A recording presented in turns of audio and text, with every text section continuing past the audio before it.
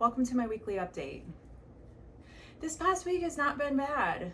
Until like 3 days ago, I had to start slowing down. I have a really bad habit of overdoing it, and true to form, I overdid it with exercise. So I now have some pretty awful chronic fatigue syndrome symptoms.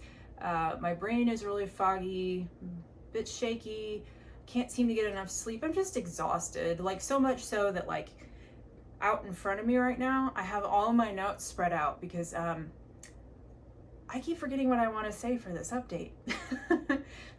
One of the things that I've been working on throughout my healing journey, especially recently, is rebuilding exercise back into my life, and then also improving my balance with yoga. And I've realized, like, as my balance has started to improve, so has my cognition. And I've also noticed that literally every single area of my life has improved as my balance has improved.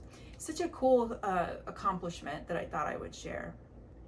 Have you ever read something online or seen something on TV and it's just so oddly specific to you and your situation that there's a part of you that's asking, like, who are these people and how do they know this about me? I definitely have.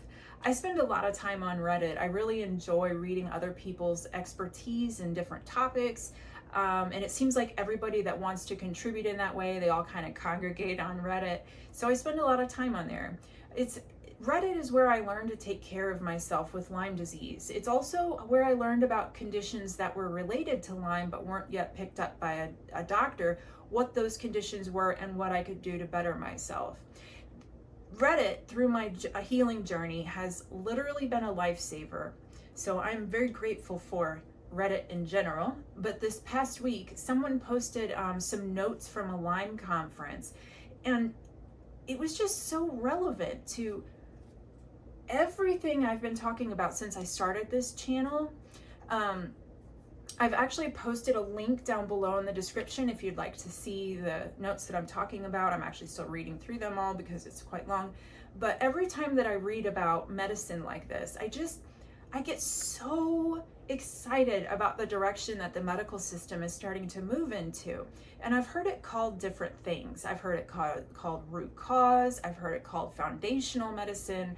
But in a nutshell, what this means is that human physiology, the rules are obeyed and the solutions are natural and they work with your body as opposed to against it.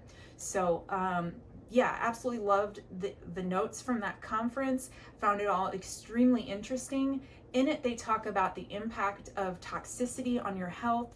And there was one speaker that said something along the lines of intestinal parasites. They do a job for us, and that job is absorbing toxins. And with the increased toxic load of our modern life, they serve a purpose within our own ecosystem. What that means is that your body isn't going to fight them off like they would have if, let's say, you didn't have a bunch of heavy metals to absorb or toxins or what have you. So anyway, I found that really, really interesting. So again, the link is posted below if you'd care to read. As an American, I'm aware that our insurance companies are really, they have a hand in deciding what treatments are available to their customers, and then also how long those treatments will go on for. What they don't take into account is the individual patient's specific needs. And I can tell you from my own experience that our current system is grossly insufficient, and my spine is the proof of that. In 2006, I was in a really bad car accident. I sustained a lot of damage to my spine, had a lot of whiplash. It was just all kinds of stuff. So I did every single therapy my insurance company would allow. I did it, and I did it to the max amount that I was allowed to do. And, you know, at the time I was only 24, I was pretty naive. I thought to myself, well, if the medical system says that I can only get, 10 sessions, then 10 sessions must be all that I need to be better. And hearing myself say that now, I laugh because that's so not the case. Because I sit before you, close to 20 years after the accident, years of different therapies under my belt, and I still have a very damaged, painful spine it makes life difficult. It's so bad that I need more care to heal. And I've actually put together a care plan with the treatments I plan to do, and I'll be sharing that care plan on here along with my progress and products that I use. The system will never change until we as a nation demand it to change. In my opinion, access to quality and adequate health care is a basic human right that is not reflected anywhere in our Constitution. Everyone has a right to heal, regardless of socioeconomic status. Next, bioidentical hormone replacement therapy pellets. So this past Monday, I had my pellets redone. I've been in bioidentical hormone replacement therapy since 2018.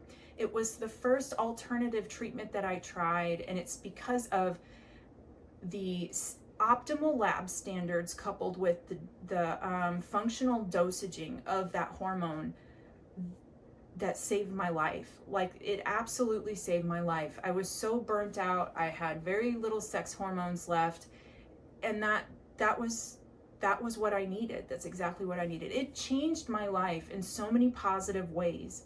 The cool thing too is that the procedure itself is painless relatively. It's very fast. Like, I'm in and out within 10-20 minutes and I'm done. The pellets themselves are implanted on the rear hip on either side, alternates. It's just a shot of lidocaine and then a very teeny tiny incision. I actually got some photos of my estrogen and testosterone pellets before implant, which you can see here. And you can see also there's a little dime to the right just for scale, in case you want to see how big these things are. So, and I asked my doctor as she was implanting my pellets this last time, I was like, how deep do you go? She's like, maybe 0.5 centimeter, and then it slid under the surface of the skin. And then they slowly dissolve over time and your body takes the hormones that it needs. And the cool thing is that you only have to do this like a few times a year. This last pellet, I had 4 months in between the last one and then this current one. So that puts me maybe 3 times a year, which, you know, it's such a simple and fast thing. Next, let's rewire my brain. So my time in the medical system, past 20 years, misdiagnosed, kind of passed around, has really left me with a lot of trauma and complex PTSD. You know, it can be really difficult for me to be a functioning member of society because of the trauma I've endured. I still sometimes, even though I don't mean to, it's unintentionally, I'll lean towards fear. So I'm going to work on rewiring my brain to make that stop. Right now, I'm currently rewatching Rewired by Joe Dispenza on Gaia, and I'm also attending a summit called the Rewire Your Brain Mega Summit from the Heart Mind Institute. I've dropped a link down below in the description if you'd like to join me for the rest of this summit. It's free, and I think it airs into this coming week. This past week, I had an amazing accomplishment for me, brain rewiring wise. And this won't make a whole lot of sense until I explain a little bit of backstory, but I was able to go on a car ride on the interstate without having a panic attack, no anxiety. I was just present like normal people are. I don't freak out.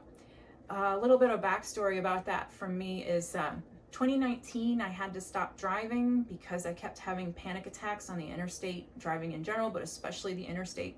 There was something about when, you know, you're ramping up to the interstate and you're in that single lane and then you get up to the interstate and it just opens up.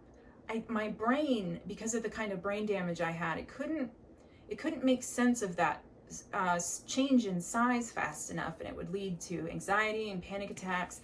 I can't tell you how many panic attacks I've had on the interstate. It's countless.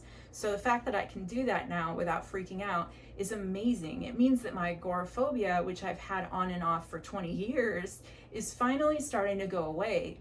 So I just thought I would share that accomplishment. But I think that's it for this week. I'll see you next. Thank you. Bye.